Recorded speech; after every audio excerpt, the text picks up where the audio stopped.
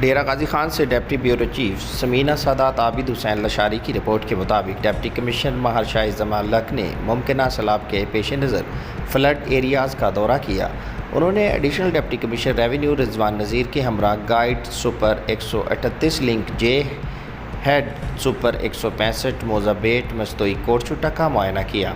XEN انہار construction Rana منور اقبال نے guide super links پر تعمیراتی کام بارے بریفنگ دی۔